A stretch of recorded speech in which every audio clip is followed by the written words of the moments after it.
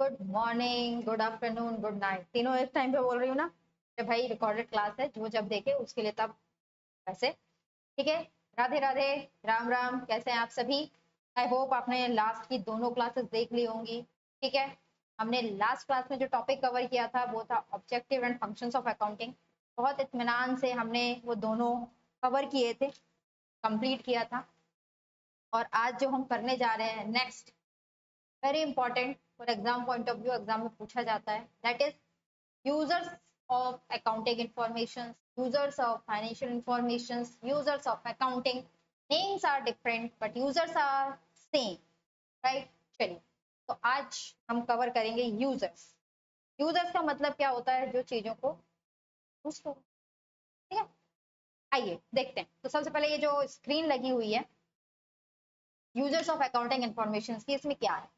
इसमें यूजर्स को दो कैटेगरी में डिस्ट्रीब्यूट किया गया है। क्या किया गया है, यूजर्स को दो कैटेगरी में डिस्ट्रीब्यूट किया है। एक है इंटरनल यूजर्स और एक है एक्सटर्नल यूजर्स। इंटरनल यूजर्स क्या है, यूजर इनसाइड द ऑर्गेनाइजेशन, वो यूजर जो ऑर्गेनाइजेशन के अंदर है, और एक्सटर्नल जो ऑर्गेनाइजेशन के आउटसाइड है। भाई किसी भी ऑर्गेनाइजेशन के इनसाइड में कौन कौन से यूजर्स होते हैं, ये बात भी कुछ पूछने की या बताने की है। किसी, अगर कोई बिजनेस है, जैसे कि एक बिजनेस चल रहा है XYZ, ठीक है, इसके अंदर कौन कौन होगा, एम्प्लॉय रोज ऑफिस जा रहा है, ये दिन है, उसका मैनेजमेंट, ठीक है, ऐसी मैनेजमेंट की स्पेलिंग देखे चलो चला लो ना फिलहाल ना, और उसका ओनर। ये तीन लोग ऐसे हैं जो कि बिजनेस के अंदर होते हैं और जो फाइनेंशियल इंफॉर्मेशन यानी और अकाउंटिंग इंफॉर्मेशन को यूज करते हैं। ठीक है, एम्प्लॉय, मैनेजमेंट और उसका ओनर, उनके ओनर। अब मैं उनके एक्सटर्नल की बात करूं, किसी बिजनेस के एक्सटर्नल में कौन कौन होते हैं। भाई यही जो हमारी XYZ कंपनी थी, ठीक है, मेरा तो जेड ही नहीं बनता, जो XYZ कंपनी थी, अगर उनपे देखा जाए तो इसमें शेयर होल्डर ऑफिस जाते हैं, उन्हें पता है ऑफिस में क्या चल रहा है, जिनको हम क्या कहते हैं, इन्वेस्टर भी कहते हैं, उन्हें नहीं पता। गवर्नमेंट क्या ऑफिस जाती है, नहीं जाती है, उसे भी नहीं पता। आप कस्टमर हैं, कस्टमर होकर क्या आप किसी, आप कभी टाटा के ऑफिस में रोज टाटा नमक घर पे खाते होंगे नहीं गए हैं। ठीक है, इसका जो सप्लायर है, इससे माल खरीदता है, वो क्या इसके ऑफिस जाके बैठ के देखता होगा कि बिजनेस कैसा चल रहा है, नहीं। वो व्यक्ति जो बिजनेस के अंदर है वो इंटरनल, जो बिजनेस के बाहर है। इस तरीके से हम यूजर्स को दो कैटेगरी में डिवाइड करते हैं। मैं आपको एक बात बता दूं, आपकी बुक में अगर मैं देखूं तो आपकी जो बुक है कहाँ गई, हाँ, आपकी जो बुक है इस बुक में सिर्फ और सिर्फ इन स्टार्टिंग, ठीक है, इन स्टार्टिंग जो है,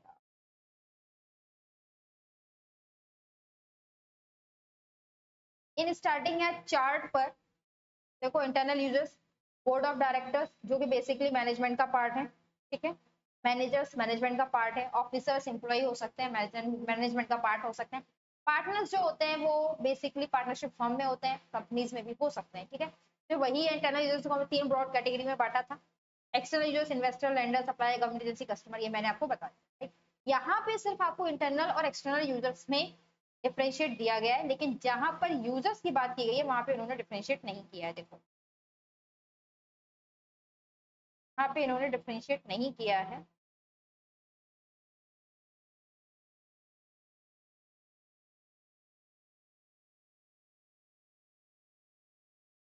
क्या लिखा है, यूजर्स ऑफ अकाउंटिंग इंफॉर्मेशन, यहाँ पे सिर्फ इन्होंने ये बताया हुआ है। Generally users of accounts are classified into two category, internal users and external users. Management accounting consider, बस इतना ही बताए।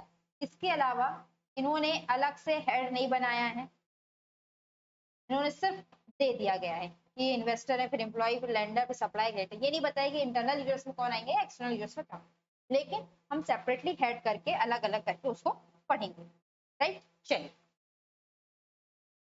तो हम सबसे पहले पढ़ते हैं इंटरनल यूजर्स। इंटरनल यूजर में सबसे पहला कौन आता है, ओनर, बिजनेस का जो ओनर है। बिजनेस का जो ओनर होता है वो क्या जानने में इंटरेस्टेड होता है, उसको इंटरेस्टेड होता है नोइंग द प्रॉफिटेबिलिटी, तो जानना होता है कि भाई बिजनेस की प्रॉफिटेबिलिटी क्या है। क्या जानना होता है उसे जानना होता है बिजनेस की प्रॉफिटेबिलिटी क्या है, राइट ना। उसे जानना होता है क्या, बिजनेस की प्रॉफिटेबिलिटी क्या है, ठीक है। In knowing the profitability and stability, जो ओनर है, ठीक है। देखो मैं एक बात कहती हूँ, अच्छा साथ ही साथ ये भी देख ही लो आप लोग, जो भी मेरे से फेस टू फेस क्लासेस लेना चाहते हो वो इस डिटेल्स पे कंफर्म कर सकते हैं। Classes face to face Bilaspur Chhattisgarh में ही अवेलेबल है, क्योंकि मैं बिलासपुर छत्तीसगढ़ में बैठी हुई हूँ, राइट। तो ये डिटेल्स आपकी स्क्रीन पे है, आप देख लीजिए, करना चाहते हैं तो कर सकते हैं, ठीक है। चलिए भाई क्या खुल गया है,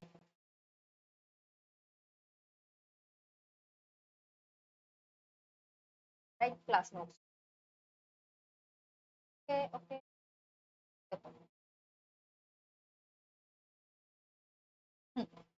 क्लास नोट्स, हमको एक बात बता दो, को लेके चलो,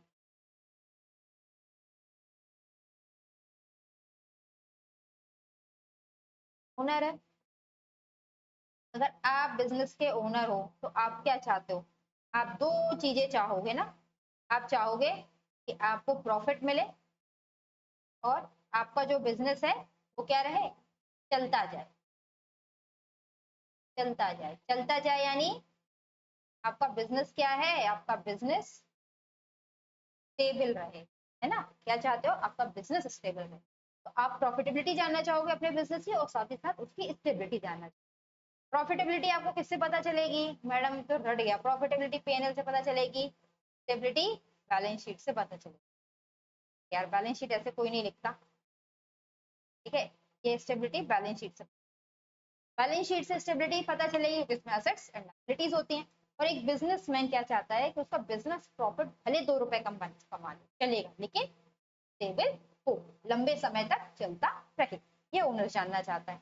employees interested in knowing the information related to profitability, stability and wealth distribution within organization। देखो यहाँ पे 3 वर्ड्स लिखे गए हैं, क्या क्या लिखा गया है, एम्प्लॉय क्या क्या जानना चाहता है। अगर मैं एम्प्लॉय की बात करूं, एम्प्लॉय फाइनेंशियल इंफॉर्मेशन में क्यों इंटरेस्टेड है, उसको प्रॉफिटेबिलिटी जानना है, उसको स्टेबिलिटी जानना है और उसको वेल्थ डिस्ट्रीब्यूशन, ये 3 चीज जानने में एम्प्लॉय बहुत इंटरेस्टेड होता है। अब इन 3 चीजों को जानने में एम्प्लॉय इंटरेस्टेड क्यों होता है, भाई एम्प्लॉय ये जानना चाहता है बिजनेस प्रॉफिटेबल है कि नहीं, कोई भी चीज हो, चाहे प्रॉफिटेबिलिटी हो या स्टेबिलिटी हो, ठीक है। अगर मैं प्रॉफिटेबिलिटी और स्टेबिलिटी की बात करूं तो एम्प्लॉय ये क्यों जानना चाहता है, वो ये 2 चीजें जानना चाहता है, to know about, to know about की जगह देखा तो वो ये 2 चीजें क्या क्यों जानना चाहता है, वो ये 2 चीजें जानना चाहता है 2 रीजन से, क्यों, वो जानना चाहता है to assess security of job. 2 चीजें जानने में इसलिए इंटरेस्टेड होता है, भाई उसकी जॉब कितनी सिक्योर है। अगर बिजनेस प्रॉफिट नहीं कमा रही है, अगर बिजनेस लॉस में है, तो वो अपने एम्प्लॉयज को कब तक अपने साथ रखेगी, फायर कर देगी ना। आपने सुना होगा भाई उस फलानी कंपनी ने इतने एम्प्लॉयज को फायर कर दिया, फलानी कंपनी ने इतने एम्प्लॉयज को निकाल दिया, रिट्रेचमेंट हो गया उस कंपनी, सुना है ना। क्यों होता है, क्योंकि कंपनी लॉस में चल रही होती है, कंपनी के पास देने को पैसा नहीं होता, कंपनी अपनी कॉस्ट कटिंग करना चाहती है, तो एम्प्लॉय जानना चाहता है कि भाई कंपनी प्रॉफिट कमा रही है, कंपनी प्रॉफिट में है, अगर प्रॉफिट है तो बताइए भाई कंपनी, लेकिन दूसरी तरफ कंपनी को ये भी जानते हैं कि स्टेबल है, कहीं ऐसा तो नहीं एक तरफ प्रॉफिट कमा रही है, लेकिन वो प्रॉफिट कैसे कमा रही है, बैंक से लोन ले लेकर, लोन ज्यादा है और एसेट्स कम है, यानी स्टेबिलिटी नहीं है बिजनेस की। तो ऐसी भी कंपनी है जो प्रॉफिट तो कमा रही है लेकिन स्टेबल नहीं है, तभी एम्प्लॉय क्या चाहेगा, भाई उसकी जॉब सिक्योर नहीं है, ठीक है ना। तभी एम्प्लॉय जॉब को छोड़ के दूसरी जॉब ढूंढना चालू करेगा, तो उसको लगेगा उसकी जॉब सिक्योर नहीं है। कई बार कंपनीज क्या करती है, प्रॉफिट कमाने के लिए बैंक से लोन लेती जाती है, और तो प्रॉफिट तो बढ़ा देती है अपना, लेकिन स्टेबिलिटी उनकी खराब हो जाती है, क्योंकि असेट से ज्यादा उनके पास लाइबिलिटी हो जाती है। तो अपनी जॉब की सिक्योरिटी को देखने के लिए एम्प्लॉय इंटरेस्टेड होता है प्रॉफिटेबिलिटी और स्टेबिलिटी पे, और इस दोनों के बेसिस से वो क्या लेता है, इन दोनों के बेसिस से वो रैशनल डिसीजन लेता है। रैशनल डिसीजन क्या होगा भाई, वो रैशनल डिसीजन उसका यही होगा कि मैं इस कंपनी के साथ फ्यूचर में कंटिन्यू करूं या ना करूं, या मैं दूसरी जॉब सर्च करूं, ठीक है ना, ये रैशनल डिसीजन को लेगा। ठीक है, अब बात आती है wealth distribution. Employ wealth distribution में क्यों इंटरेस्टेड है? एम्प्लॉय इसलिए इंटरेस्टेड है भाई, प्रॉफिट तो कंपनी का बढ़ गया, मान लो हर साल प्रॉफिट जो कंपनी का बढ़ रहा है वो 20 to 25% से इंक्रीज कर रहा है, कंपनी बेहतर परफॉर्म कर रही है, कंपनी स्टेबल भी है, प्रॉफिट हर साल बढ़ रहा है, लेकिन बेचारे की जो सैलरी है हर साल वो बढ़ती है 2 या 3%। तो ये जो प्रॉफिट एक्यूमुलेट हो रहा है, ये जा कहाँ रहा है, कंपनी कहाँ पे अपने पैसे को इन्वेस्ट कर रही है भाई? एनीवन, आप इंटरव्यू में कुछ भी बोलो, कोई सी भी कंपनी में जाओ या कहीं भी जॉब करो, अल्टीमेट ऑब्जेक्टिव आपका होता है पैसा कमाना, है ना, अल्टीमेट ऑब्जेक्टिव आपका क्या है, पैसा कमाना, इसीलिए आप कंपनी में इंटरव्यू देने जा रहे हो। अच्छा, फालतू के इंटरव्यू पूछते हैं आपकी लॉयल्टी और ये और वो, that is just nonsense, completely nonsense. वो भी झूठ सुनना चाहता है, आप उसको झूठ सुनाते हो, इंटरव्यू क्रैक करते हो, एक अलग चीज है। ठीक है, क्या है, वेल्थ डिस्ट्रीब्यूशन। वो जानना चाहता है भाई अगर प्रॉफिट कंपनी कमा रही है तो मुझे दे रही है या नहीं दे रही है, मुझे सैलरी के रूप में मेरा इंक्रीमेंट कर रही है कि नहीं, मुझे बोनस मिल रहा है कि नहीं, ये सब जानने के लिए एम्प्लॉय बिजनेस की प्रॉफिटेबिलिटी, स्टेबिलिटी और वेल्थ डिस्ट्रीब्यूशन में इंटरेस्टेड होता है। अब आता है मैनेजमेंट। मैनेजमेंट को अकाउंटिंग बहुत तरह की इंफॉर्मेशन प्रोवाइड करती है, वो उसको हेल्प करता है planning, controlling and decision making. ठीक है, इसमें हेल्प करता है planning, controlling and decision making. ठीक है, हाँ। अब मैनेजमेंट का काम ही क्या है, बिजनेस को आगे बढ़ाना, बिजनेस के अफेयर्स को अच्छे से मैनेज करना। ठीक है, अब मैनेजमेंट कोई भी डिसीजन लेना चाहता है तो वो किसके बेसिस पे लेता है, अकाउंटिंग इंफॉर्मेशन के बेसिस पे लेता है, अकाउंटिंग इंफॉर्मेशन के बेसिस। फॉर एग्जांपल, एक कंपनी है, ठीक है, पीक्यूआर लिमिटेड है, ये क्या चाहती है, एक्सपेंड करना चाहती है, ये एक्सपेंड करना चाहती है रेडीमेड मार्केट। ठीक है, रेडीमेड गारमेंट्स का जो बिजनेस है, रेडीमेड क्लॉथ के बिजनेस में ये एक्सपेंड करना चाहती है, आना चाहती है। अब एक बात बताओ, मैनेजमेंट को रेडीमेड मार्केट में, जो रेडीमेड क्लॉथ का मार्केट है, टेक्सटाइल का मार्केट है, उसमें जाने से पहले वो मैनेजमेंट क्या जानना चाहेगा भाई, प्रॉफिटेबिलिटी है, बिजनेस के पास इतनी प्रॉफिटेबिलिटी है, ठीक है, बिजनेस के पास फंड्स हैं, ठीक है, बिजनेस की पोजीशन कैसी है, लोन मिल पाएगा या नहीं मिल पाएगा, ठीक है ना, किस तरीके से वो प्लान करेगा ना, किस बेसिस पे। अगर भाई बिजनेस के पास पहले से उसने अपने प्रॉफिट इकट्ठा एक्यूमुलेट करके नहीं रखे हुए हैं तो भाई उसको लोन चाहिए, अगर लोन चाहिए तो क्या उसकी पोजीशन ऐसी है कि बैंक उसे लोन देगा, ठीक है, और अगर नहीं है तो फिर वो क्या करेगा, क्या उसे रेडीमेड मार्केट में जाना चाहिए, रेडीमेड गारमेंट्स के मार्केट में नहीं जाना चाहिए, जाना चाहिए तो कैसे जाना चाहिए, ये सारी इंफॉर्मेशन फाइनेंशियल बेसिस पे किस में मिलती है, अकाउंटिंग इंफॉर्मेशन। बैलेंस शीट और पीएनएल आपको बता देते हैं कि आपको आगे क्या करना चाहिए, क्या नहीं करना चाहिए। ये तो ये हो गया कि आप फ्यूचर में प्लान कर रहे हो बड़ी स्तर पर, छोड़ो, इसको भी छोड़ो। पीक्यूआर लिमिटेड है, ठीक है, अब पीक्यूआर लिमिटेड में मैनेजमेंट ने क्या देखा, मैनेजमेंट ने देखा कि क्या हुआ ड्यूरिंग दिस ईयर, जो सेल्स थी वो तो इंक्रीज कर गई 20% से, लेकिन जो प्रॉफिट हमारा इंक्रीज हुआ वो मात्र इंक्रीज हुआ मान लो 5%। अब पीक्यूआर का मैनेजमेंट परेशान है, जब सेल्स 20% से इंक्रीज करी, एक्सपेंस भी हम मान लेते हैं उसी अकॉर्डिंग, तो कम से कम प्रॉफिट अराउंड इंक्रीज करना था, 15 to 17% इंक्रीज करना था, जिस हिसाब से हमारा बिजनेस है, ये पीक्यूआर के मैनेजमेंट का मानना है। लेकिन वो परेशान हो गया कि प्रॉफिट 5% इंक्रीज, तो अब वो क्या करेगा, अब वो रीजंस फाइंड आउट करेगा, है ना, रीजन कि ऐसा क्यों हुआ, ठीक है, रीजन मिल जाएगा तो फिर वो प्लान करेगा कि भाई एक्सपेंसेस जो हमारे इंकर हुए ज्यादा उसे हम कैसे कम करें, ठीक है ना, हम एक्सपेंस को कैसे कम करें, इसके लिए वो प्लानिंग करेगा।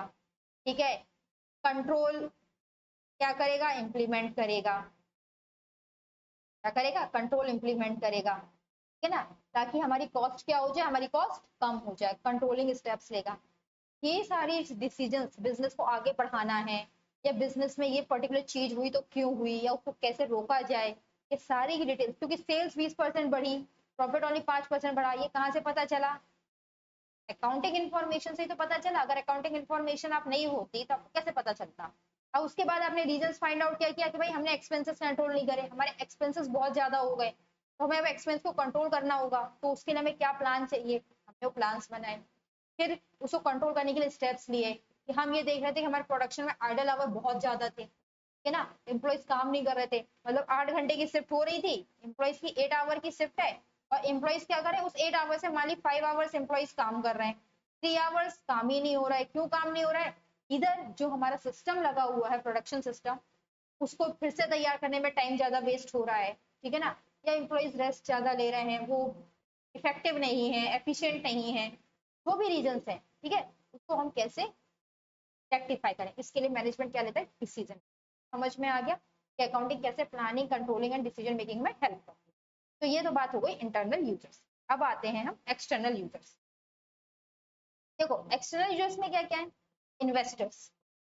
इन्वेस्टर्स क्या होते हैं भाई, इन्वेस्टर कौन होते हैं, आपको पता होगा इन्वेस्टर कौन होते हैं, इन्वेस्टर कोई नहीं होते, इन्वेस्टर्स होते हैं क्या हमारे, बहुत पतला चला, इन्वेस्टर्स कौन होते हैं, इन्वेस्टर्स होते हैं हमारे शेयर होल्डर्स, कौन होते हैं हमारे शेयर होल्डर होते हैं, और शेयर होल्डर्स क्या करते हैं, पैसा इन्वेस्ट करते हैं, कंपनी में पैसा लगाते हैं, पैसा इन्वेस्ट करते हैं, पैसा इन्वेस्ट करते हैं, इसीलिए इनको इन्वेस्टर बोलते हैं।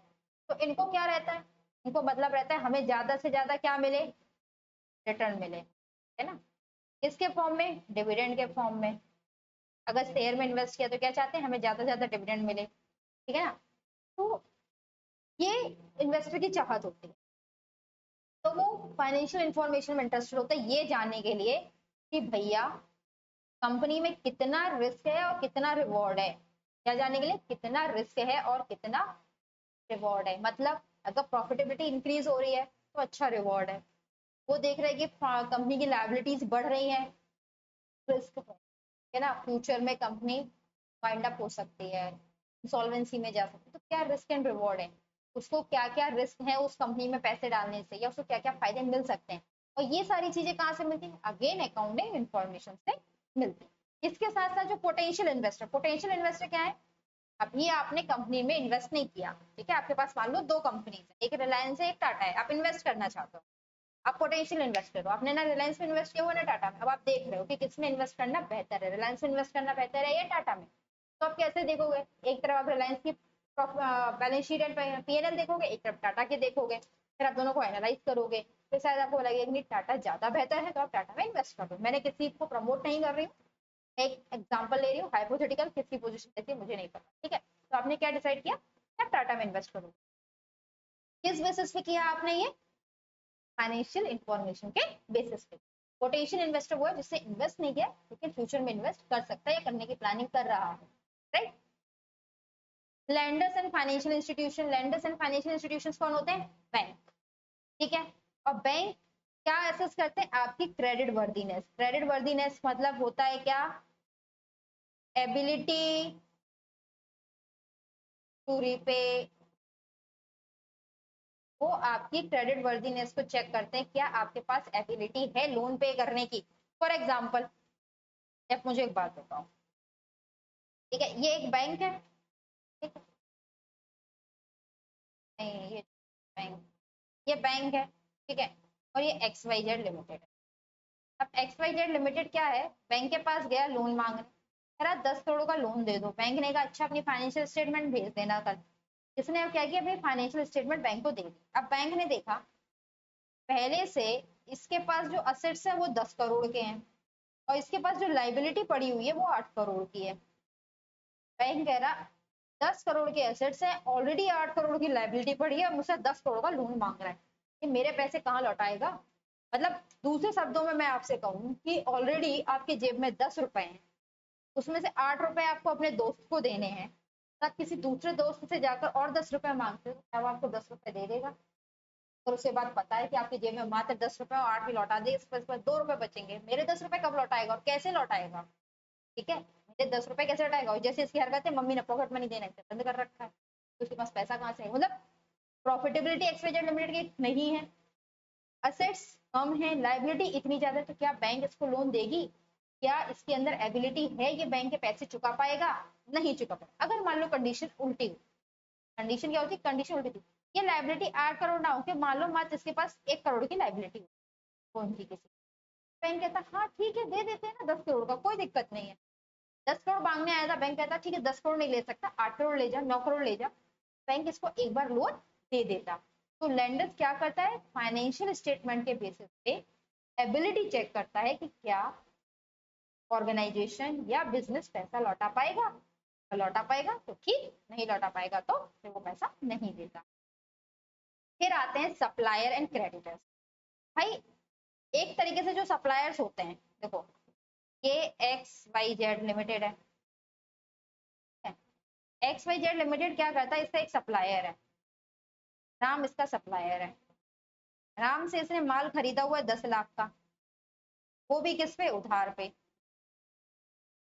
तो भैया एक्स वाई जेड लिमिटेड को राम को कितने रुपए देने हैं? 10 लाख रुपए देने हैं, ठीक है, खरीदा नहीं है, एक तो थोड़ा सा कंडीशन को चेंज करते हैं, ठीक है, कंडीशन को थोड़ा सा चेंज करते हैं, कंडीशन मान लो ऐसी है,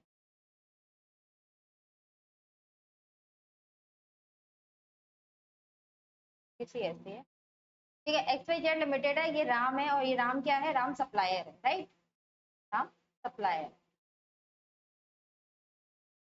राम सप्लायर। अब ये राम के पास गया, राम से बोलता है मुझे 10 लाख का माल दे दे, वो भी उधार पे। क्या कहता है? 10 लाख का माल दे दे, वो भी उधार पे। 10 लाख छोटी मोटी रकम होती है, 10 लाख का माल मांग रहा है उधार पे। राम कहता है दे तो दूं, ठीक है, राम ने से मांगा, राम ने दे भी दिया, राम से मांगा, राम ने 10 लाख का माल उधार पे दे दिया। अब राम क्या इंटरेस्टेड नहीं होगा इसके फाइनेंशियल स्टेटमेंट में? भाई राम भी तो देखना चाहेगा इसके पास असेट्स कितनी है, इसके पास लाइबिलिटी कितनी है, क्या ये मेरा पैसा लौटा पाएगा या ये मेरा पैसा नहीं लौटा पाएगा, 10 लाख रुपए है ना। तो accounting information assess short term credit worthiness of business. ये सप्लायर है, माल खरीदा है तो शॉर्ट टर्म में पैसा लौटाना होगा, ऐसा तो नहीं होगा कि राम से कहेगा आज मुझे 10 लाख का माल दे दे राम, मैं तेरे को 5 साल बाद 10 लाख रुपए दे दूंगा, या मैं तेरे को 5 साल में 10 लाख रुपए लौटा दूंगा, तो नहीं होगा ना, राम तो माल ही नहीं देगा, माल या कोई सप्लायर माल नहीं देगा आपको शॉर्ट टर्म में। 10 लाख का माल लेगा 1 महीने 2 महीने ज्यादा 3 महीने, या बहुत ज्यादा तो साल भर में आपको राम को 10 लाख रुपए देने होंगे। तो शॉर्ट टर्म में आपकी एबिलिटी है वैसे लौटा पाने की या नहीं, ये जानने में इंटरेस्टेड कौन होते हैं? सप्लायर्स एंड क्रेडिटर्स, ठीक है। गवर्नमेंट में हम पहले ही बात कर चुके हैं, गवर्नमेंट क्यों इंटरेस्टेड होती है अकाउंटिंग इंफॉर्मेशन में, क्यों यूज करती है? गवर्नमेंट यूज करती है आपके टैक्सेबिलिटी को निकालने में। Accounting provide information to government regarding compliance with laws and allocation of resource. देखो दो तरह की इंफॉर्मेशन मिलती है, टैक्स वाली बात यहाँ पे नहीं ली है, गवर्नमेंट को दो तरीके की इंफॉर्मेशन, गवर्नमेंट जानना चाहती है, क्या जानना चाहती है? Tax calculation. वो कहाँ से होता है? वो होता है आपके पीएनएल से, प्रॉफिट एंड लॉस स्टेटमेंट, आपके प्रॉफिट कितना है उससे। दूसरा जानता जाती है लॉ एंड रेगुलेशंस, कि आपने कितने लॉ एंड रेगुलेशंस फॉलो किए, और ये दोनों चीजें उसे कहाँ से पता चल जाती हैं? अकाउंटिंग इंफॉर्मेशन, ठीक है, इसके लिए वो इंटरेस्टेड होते हैं। कॉम्पिटिटर्स, कॉम्पिटिटर्स तो सबसे ज्यादा इंटरेस्टेड होते हैं, क्यों होते हैं पता है?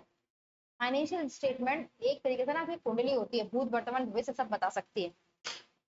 कॉम्पिटिटर्स जानना चाहते हैं भाई की वीकनेस क्या है या इसकी स्ट्रेंथ क्या है, कैसे मैं मार्केट में इसको गिराकर आगे बढ़ सकता, ठीक है ना, तो ये सब जानने में कॉम्पिटिटर्स इंटरेस्टेड होते हैं,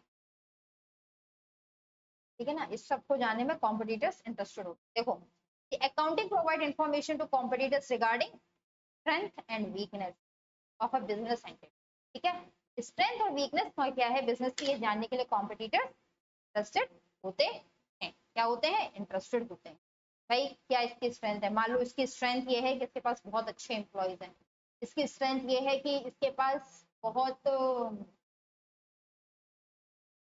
न्यू टेक्नोलॉजीज हैं, ठीक है ना।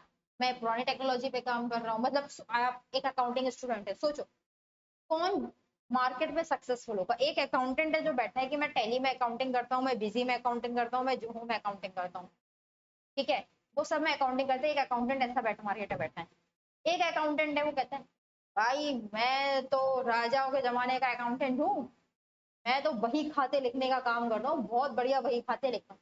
मैं कह रही हूँ बहुत अच्छा बही खाता लिखता हूँ, अकाउंटिंग के नॉलेज में वो सारे अकाउंटेंट्स को मात कर दे जो कि टैली जो हो बिजी मैं अकाउंटिंग कर रहा हूँ, सबको मात कर दे। बेस्ट नंबर वन, कहीं मतलब टिक नहीं सकता कोई बंदा उसके आगे, इतना अच्छा अकाउंटेंट हो, अकाउंटिंग की नॉलेज रखता हो। लेकिन क्या आप उस व्यक्ति के पास जाएंगे अपना बही खाता लिखवाने? डेफिनेटली नहीं जाएंगे। सबको क्या चाहिए, न्यू टेक्नोलॉजी चाहिए। कौन सबको वो क्या है, बाकियों की वो स्ट्रेंथ है और उस बंदे की क्या है, वीकनेस है, क्योंकि वो बाबा आजम के जमाने में, ठीक है। कॉम्पिटिटर्स की जो स्ट्रेंथ है जो वीकनेस है, ये मैंने बहुत छोटा एग्जांपल दिया है।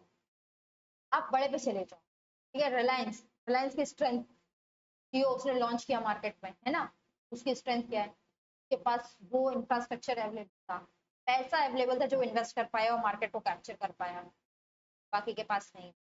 तो ये इस तरह की जो भी स्ट्रेंथ या वीकनेस है वो हमें फाइनेंशियल स्टेटमेंट से पता चल जाती है। Right, right students. चलिए चलिए चलिए चलिए, हाँ, इसके साथ हमने कवर कर लिया अपना यूजर्स ऑफ फाइनेंशियल इंफॉर्मेशन या accounting information, and I hope आपको समझ में आ गया हो।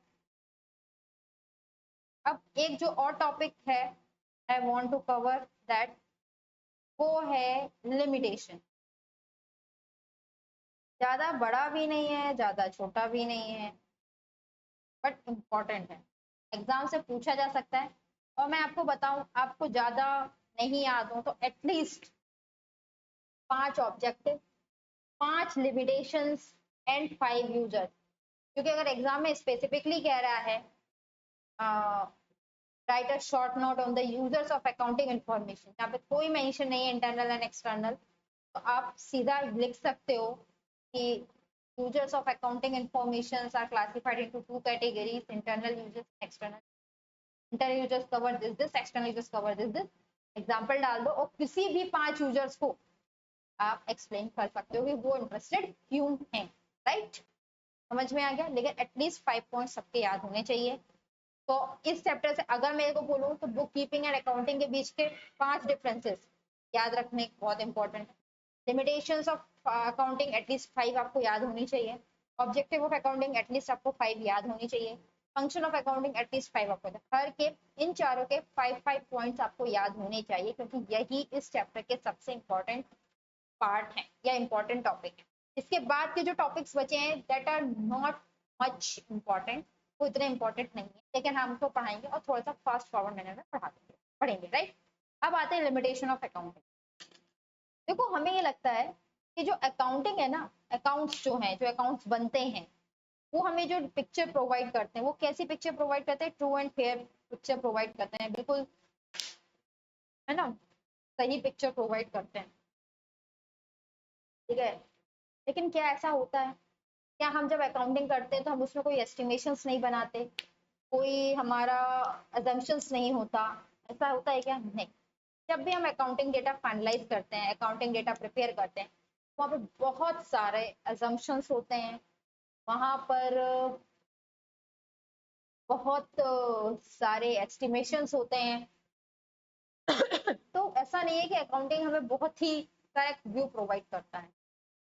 तो ये जो अजम्पशंस होते हैं या जो एस्टिमेशंस होते हैं वो डिपेंड करते हैं अकाउंटेंट्स की जजमेंट पे, जो उनको बना रहा है, ठीक है, और जजमेंट के कारण वो रिजल्ट इम्पैक्ट होते हैं। हो सकता है मैं और आप एक ही अकाउंट्स बनाने बैठे हैं, आपकी जजमेंट अलग हो, मेरी जजमेंट अलग हो, है ना, तो उसकी वजह से आपके अकाउंटिंग के रिजल्ट्स अलग आएंगे, मेरी अकाउंटिंग के रिजल्ट्स अलग आएंगे, ऐसा नहीं है ना। But it's not as much as accurate like maths, जिसमें कहा जाए कि 5 में से 2 काटोगे 3 आएगा, मीन्स 3 आएगा।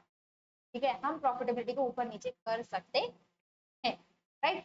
तो इस तरीके से चलता है, और यही जो है वो अकाउंटिंग में लिमिटेशंस का काम करते हैं। आओ पढ़ो क्या लिखा है। There are certain misconception regarding financial statement. A common man presume that an income statement shows correct income or loss of the enterprises, and that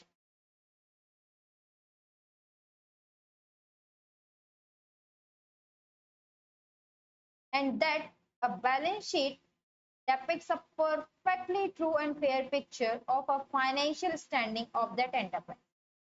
ठीक है, ऐसा नहीं है, ऐसा कॉमन मैन का मानना है। क्या है, it must be recognise that accounting as a language has its own limitation. Accounting की अपनी खुद की लिमिटेशन है। क्या है, क्लियर किया, द फिगर्स ऑफ प्रॉफिट और loss generated by accounting process are subject to various constraints within which accounting works। These are the assumptions and convention on which accounting is based।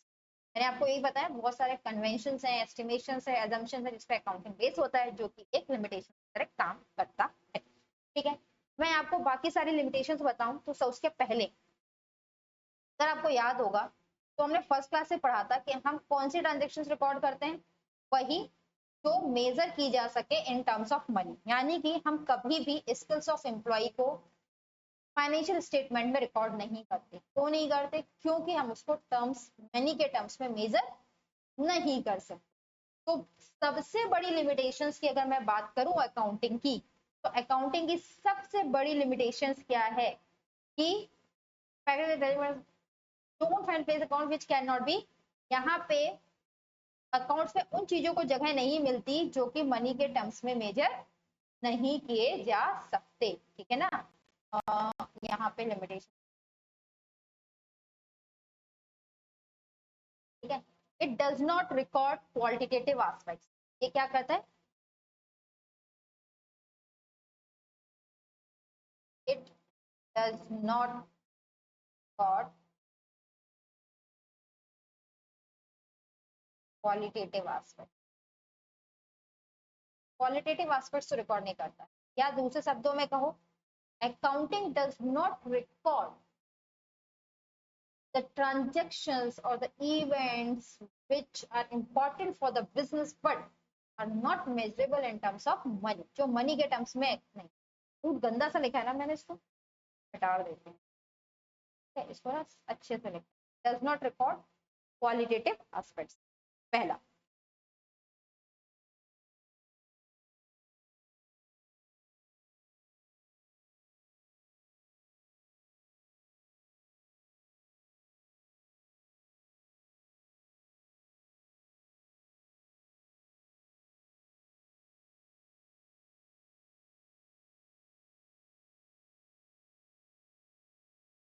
पहला। दूसरा, दूसरा क्या है, अकाउंटिंग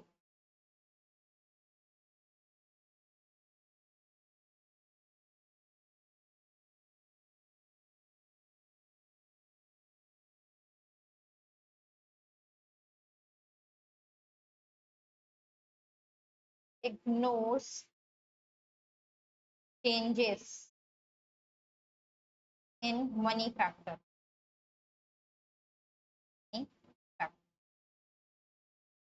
लाइक देखो, पैसे में जो भी मनी की वैल्यू में कोई भी गिरावट हो रही हो या बढ़ोतरी हो रही हो, अकाउंट्स उसको इग्नोर कर देता है। ठीक है, फॉर एग्जाम्पल ये पानी की बॉटल, वाटर बॉटल है, राइट। ये वाटर बॉटल मैं मान लो खरीद के लाई थी 100 रुपीज की, आज से 6 मंथ पहले, और आज मार्केट में 6 मंथ बाद इसकी जो वैल्यू है वो 120 हो गई है, राइट। लेकिन मेरी बुक में बॉटल कितने की रिकॉर्डेड रहेगी, मेरी बुक में ये बॉटल रिकॉर्डेड रहेगी 100 की। इन्फ्लेशन रिकॉर्ड नहीं करता अकाउंटिंग। ठीक है, तो आप कैसे आपको ट्रू पिक्चर मिलेगा। ठीक है ना, ये एक इसका लिमिटेशन। तीसरा,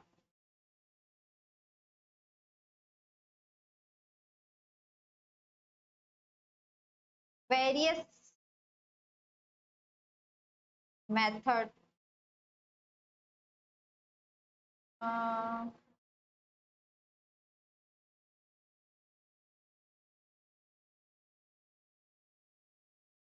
वेरियस मेथड्स लिखो, क्या लिखूं?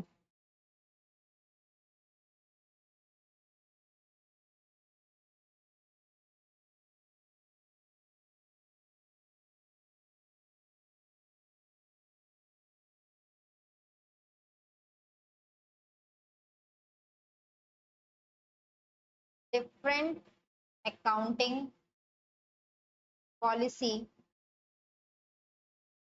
To record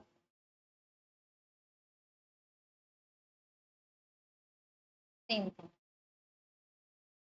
same event transactions, same event और ट्रांजेक्शन, एक ही इवेंट और ट्रांजेक्शन को रिकॉर्ड करने के लिए ना डिफरेंट अकाउंटिंग पॉलिसी। जैसे कि अगर मैं बात करूं, तो एक है डेप्रिसिएशन, ठीक है, एक है प्रोविजन फॉर डाउटफुल डेट, ठीक है, प्रोविजन फॉर डाउटफुल डेट, ठीक है। ऐसे और भी चीजें हैं, राइट, ऐसी और भी चीजें हैं। ओके, कैमरा बंद हो गया बेटा, सेकंड ना।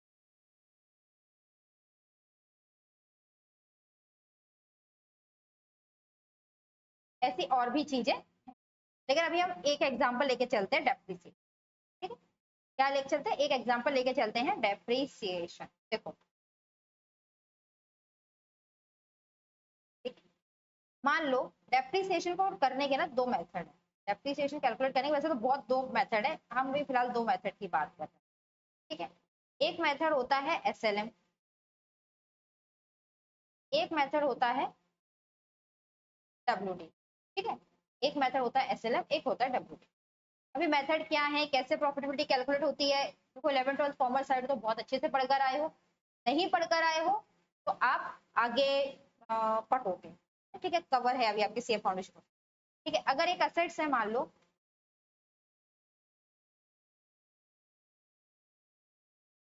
10 लाख की, ठीक है, और मैं इसकी लाइफ मान रही हूँ 10 ईयर्स, 10 ईयर्स, और यही डब्ल्यूडीवी में एक असेट है 10 लाख की, और यहाँ पे जो डेप्रिसिएशन का रेट है वो है 15%।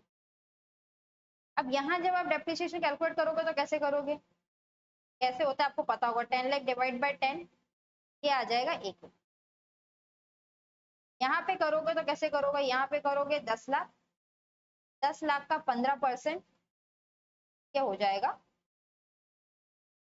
1.5 लाख, राइट, समझ में आ गया। अब देखो एग्जाम्पल समझना, जो प्रॉफिट है बिफोर डेप्रिसिएशन, मान लो जो का प्रॉफिट है बिफोर डेप्रिसिएशन वो है 5 लाख का, यहाँ भी और यहाँ भी। अब इम्पैक्ट क्या होता है, अब यहाँ आप डेप्रिसिएशन घटाओगे, अगर आपने एसएलएम से डेप्रिसिएशन कैलकुलेट किया तो कितना घटाओगे, यहाँ पे आप घटाओगे 1 लाख, कितना बचेगा, 4 लाख। यहाँ कितना घटाओगे, यहाँ घटाओगे 1.5 लाख, यहाँ प्रॉफिट कितना बचेगा, 3 लाख। आपका प्रॉफिट में डिफरेंस आ गया ना दोनों साइड से, क्योंकि डिफरेंट अकाउंटिंग मेथड्स हैं, डिफरेंट अकाउंटिंग मेथड्स हैं, आप फोर्स नहीं कर सकते, you have to follow this method only और दैट मेथड ओनली, ठीक है। आपके पास चॉइस है, आप कोई भी मेथड, जब अलग अलग मेथड यूज किए जाएंगे तो रिजल्ट्स भी अलग अलग आएंगे, ठीक है ना। डिफरेंट अकाउंटिंग मेथड होते हैं एक ही काम को करने के लिए, एक ट्रांजेक्शन को रिकॉर्ड करने के लिए, तो उसका इम्पैक्ट क्या होता है, आपके फाइनेंशियल रिजल्ट्स क्या हो जाते हैं,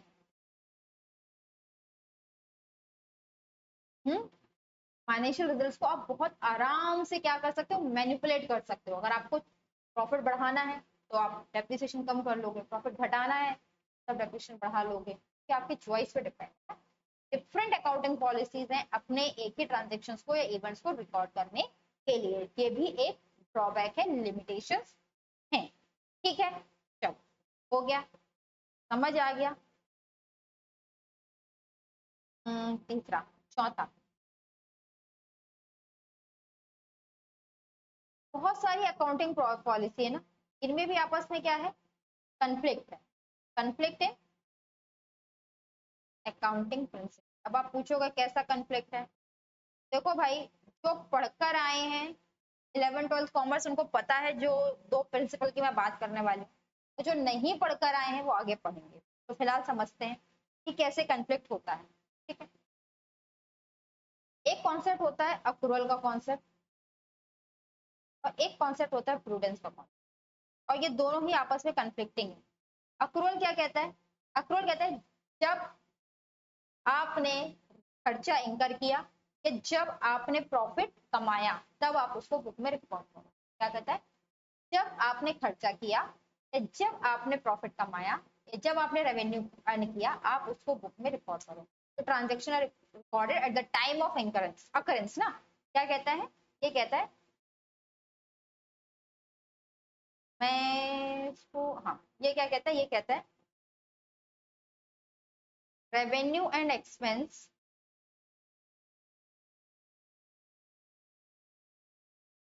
should record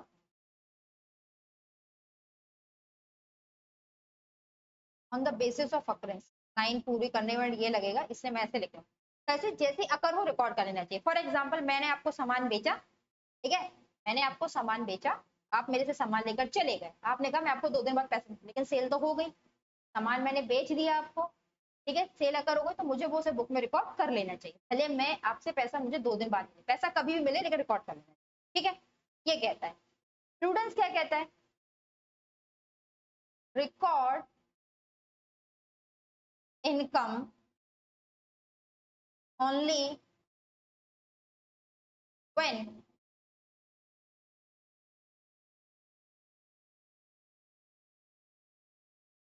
realisation is reliable.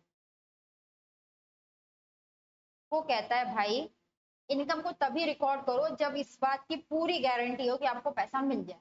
आप मेरे पास आए, सामान खरीदा, सामान खरीद के चले गए, अप्रूवल कह रहा है सेल हो गई रिकॉर्ड कर लो, और प्रूडेंस कह रहा है तभी रिकॉर्ड करना है जबकि पूरी गारंटी हो कि वो पैसा मिल जाएगा। अब भाई मैं तो आपको जानती नहीं, आप मुझे पैसा दोगे या नहीं दोगे, बिजनेस है, उधार पे माल बेचा खरीदा बेचा जाता है, चलती रहती है चीजें। तो अब एक बात बताओ, दोनों आपस में कन्फ्लिक्टिंग है कि नहीं है? एक कह रहा है रिकॉर्ड कर लो, दूसरा कह रहा है तभी रिकॉर्ड करना जब ये बात 100% कंफर्म हो जाए। 100% कंफर्म तो उसी दिन होगी जिस दिन पैसा मिलेगा। तो दोनों आपस में क्या है? कन्फ्लिक्टिंग है। ठीक है, चलिए, 4th पॉइंट हो गया। 5th पॉइंट,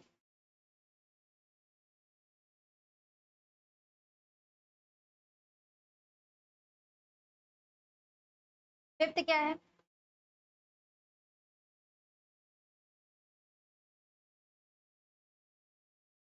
जो यूजेस हैं ऑफ अकाउंटिंग एस्टिमेशन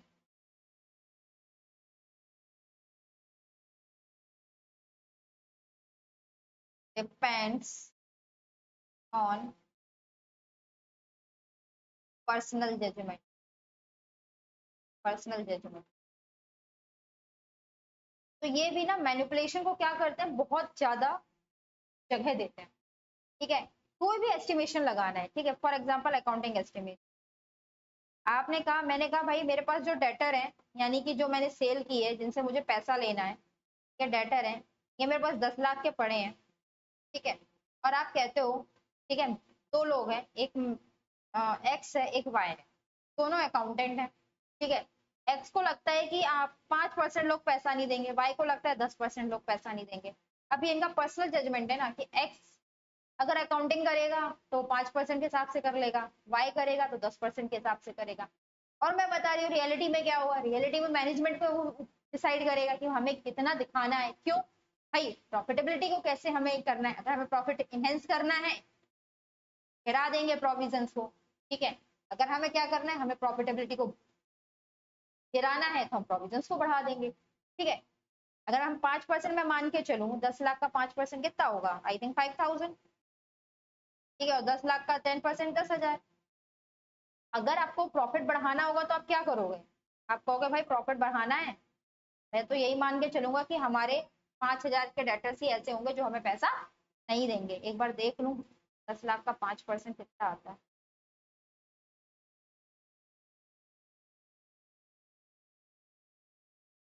50,000। अगर मुझे प्रॉफिट को बढ़ाना होगा तो मैं कहूंगी, मैं तो यही मान के चलूंगी 50,000 के डेटर्स मुझे पैसा नहीं देंगे, और मुझे प्रॉफिट घटाना होगा तो मैं कहूंगी नहीं 1 लाख के डेटर्स मुझे मुझे पैसा नहीं देंगे।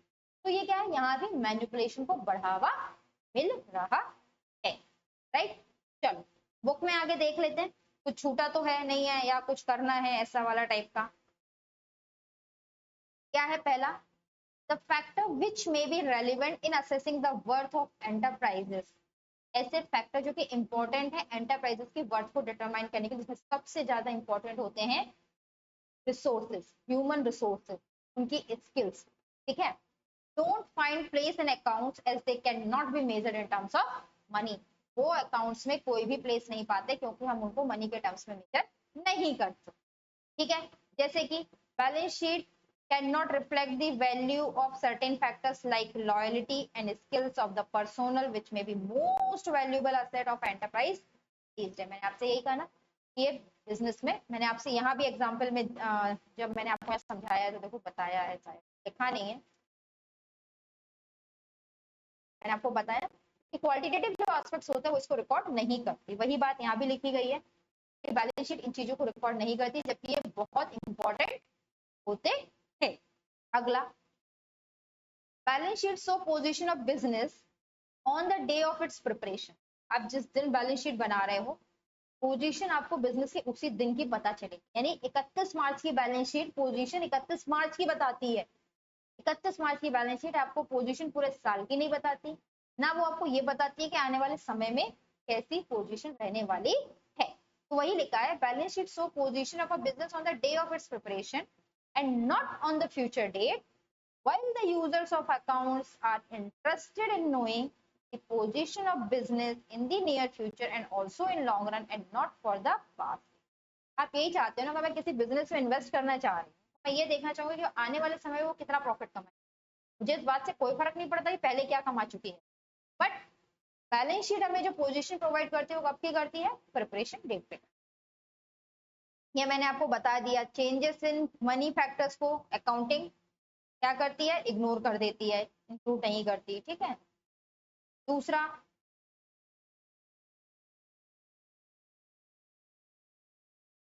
कुछ ओकेजन्स हैं जहाँ पे क्या होता है, अकाउंटिंग प्रिंसिपल कन्फ्लिक्ट में होते हैं। मैंने आपको एग्जांपल दिया था ना अभी अभी, प्रूडेंस और अक्रूवल का। ऐसे और भी है, बट हमें तो समझना है क्यों है, तो हमने समझ लिया, right. Certain accounting estimates depend on the personal judgement of account. Accountant की पर्सनल जजमेंट पर डिपेंड करते हैं कुछ एस्टिमेट, जैसे कि provision for doubtful debt, method of depreciation adopted, ठीक है। Certain expenditure as revenue expenditure और capital expenditure selection, method of valuation inventory and this is quite long. बहुत सारे तरीके हैं जिससे आप अपनी प्रॉफिटेबिलिटी खेल सकते हो अपनी चॉइस से। मैनिपुलेशन को बहुत स्कोप प्रोवाइड करते हैं अकाउंटिंग में, जो इसकी एक बहुत बड़ी लिमिटेशन है, और इसको हमने बहुत अच्छे से मेथड ऑफ डेप्रिसिएशन समझ लिया। अगला क्या है, financial instrument consider those assets which can be expressed in term monetary terms only. Already जो पहला पॉइंट था उसी के सिमिलर पॉइंट है ये। Different accounting policy for the treatment of same item adds to the probability of manipulation. ये भी हमने अभी अभी आपको डेप्रिसिएशन के मेथड से मैंने बता दिया था। तो ये जो 2 पॉइंट है, बेसिकली अगर आप इन 2 पॉइंट को देखोगे तो ये सिमिलर है। आप मतलब 6th पॉइंट आपका 1st पॉइंट से सिमिलर है, और ये जो 7th पॉइंट है वो आपका 5th पॉइंट से सिमिलर है, ठीक है। तो आप इसको ऐसे जोड़ सकते हो, ये 7 जो है वो सिमिलर है 5th से, और ये 6 जो सिमिलर है वो 1 से है। ये लगभग लगभग एक जैसे पॉइंट है। बुक में आपको 2 लिख के दिया हुआ है। तो ये 5 पॉइंट्स मैंने आपको लिमिटेशंस के बता दिए। आज की क्लास को रखते हैं यहीं तक, कल मिलेंगे आपके पहले चैप्टर से। ये चैप्टर थोड़ा लंबा है, ठीक है, कुछ और टॉपिक्स के साथ, बट मैं फिर से कहूंगी जो भी इंपॉर्टेंट टॉपिक्स थे, जो भी आपके इस चैप्टर से इंपॉर्टेंट टॉपिक्स थे, दे आर ऑलरेडी कवर्ड, उनको ऑलरेडी कवर किया जा चुका है। अब जो टॉपिक्स बचे हैं उस चैप्टर को कंप्लीट कराने के लिए इंपॉर्टेंट है कवर करना, otherwise for exam point of view that are not that much important. लेकिन हमें कुछ भी छोड़ना नहीं है, तो हम आगे की क्लास में आगे के टॉपिक्स को कवर करेंगे। आज की क्लास को रखते हैं यहीं। अगर आपको लेक्चर्स पसंद आ रहे हो तो प्लीज चैनल को लाइक करें, सब्सक्राइब करें। तब तक के लिए साइनिंग ऑफ।